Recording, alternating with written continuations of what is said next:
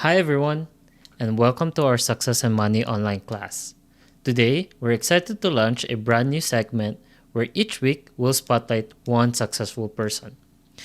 Together, we'll explore their life, their achievements, and the impact they've made, and discover the lessons we can apply in our own journey to success and financial freedom. And for today, I'll be sharing about Warren Buffett, a man often called the Oracle of Omaha. So you might be wondering why Warren Buffett is called the Oracle of Omaha. Well, because of his extraordinary ability to predict long-term market trends, make wise investments, and consistently grow wealth over the decades, all while living in Omaha, Nebraska. He is one of the most successful investors in history, but also one of the most admired teachers and philanthropists.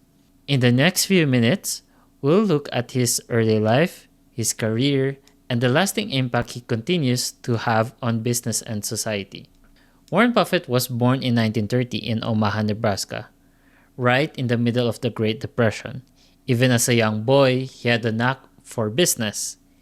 He sold chewing gum, Coca-Cola bottles, and even delivered newspapers.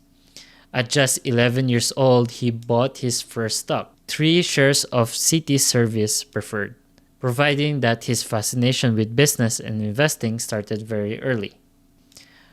Buffett studied at the University of Nebraska and later at Columbia Business School. It was at Columbia where he met Benjamin Graham, often called the father of value investing.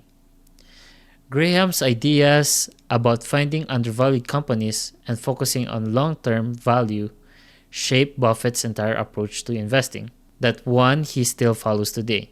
As you can see in this picture at the left side, in 1947 at the age of 17, he made $5,000 just delivering newspapers. And he looks very young that time. But today, at the age of 95, I guess, he is valued $147 billion. And he is known as one of the most wealthiest person on earth. One of his famous quotes, he said, "I can buy anything I want basically, but I can't buy time." Early in his career, after graduating, Buffett worked briefly for Benjamin Graham's firm.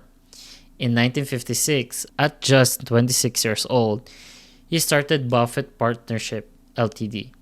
with $100 of his own money plus contributions from friends and families. Within a few years, the partnership grew rapidly and his reputation as a brilliant investor spread quickly. In 1965, Buffett took control of a struggling textile company called Berkshire Hathaway.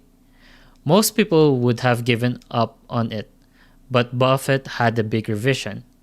He used Berkshire as a holding company to buy and invest in other businesses. Today, Berkshire Hathaway is one of the largest and most respected companies in the world, and we are taught to invest in this stock because of the Success and Money Foundation. Through Berkshire, Buffett invested in companies like Gecko Insurance, yes, one with the gecko, Coca-Cola, Apple, BNSF Railway, and See's Candies.